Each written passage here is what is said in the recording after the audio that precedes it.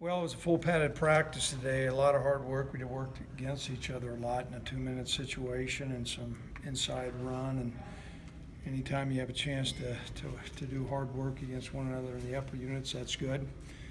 We know we're going to be encountering a very physical, well-coached, excellent football program in the University of Iowa. So it's important for us to keep our focus and work against one another, try to replicate as many looks as we can get.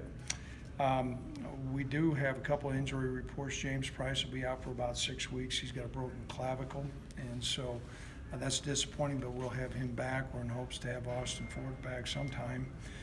But that's kind of where we're at on the injury front. We still, got Shiloh Windsor coming back from concussion protocol. But outside of that, it was a hard practice. We'll take a look at the tape. Certainly with some good things and some things we've got to improve on. With James being out for 6 weeks, does I know when you had the depth chart, John Aquali's behind him. Does he step up more, or is it a group effort?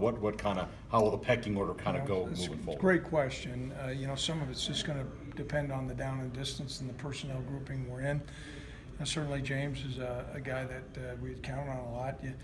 John Aquali is a guy that's played a lot of football around here, so we feel good about him. I think Jared Scott's another guy that's got big presence as well.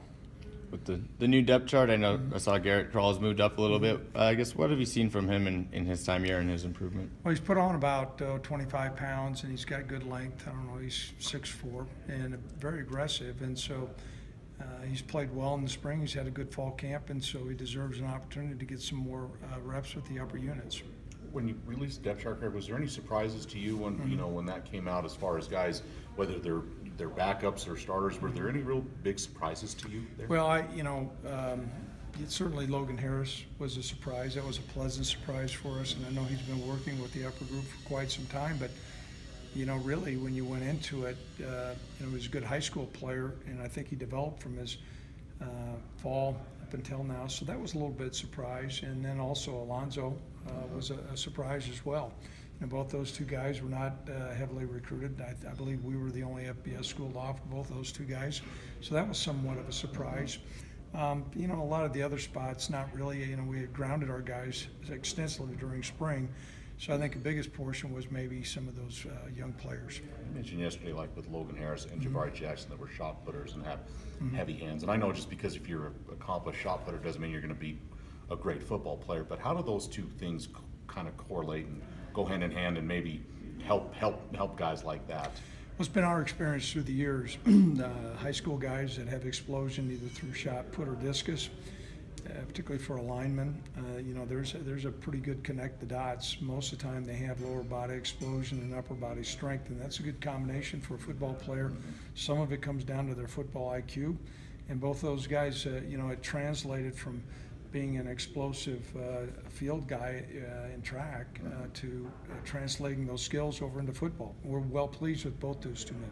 I believe at defensive end, you guys have Josiah on the one side and Carl and KP on the other. Do you like to have kind of the speed guys together, or is it just something Josiah has shown you guys? Josiah has been a steady player the whole time, and he's put on some good weight. I think he put on like 25 pounds of lean muscle mass, and he's been a real taskmaster at what he does, and so we feel like that combination is the best. However, everybody plays tons of defensive linemen. All those guys are going to play.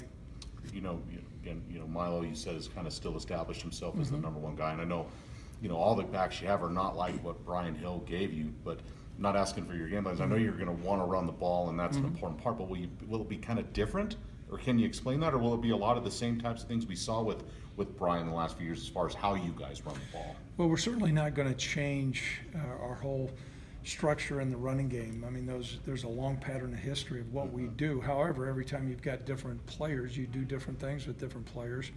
What is probably going to be different is the number of carries that each one of those guys get. Last year we fed the ball to Brian. He was our primary running back, and that was well deserved. I think you'll see all three of these guys play, and they all do different things.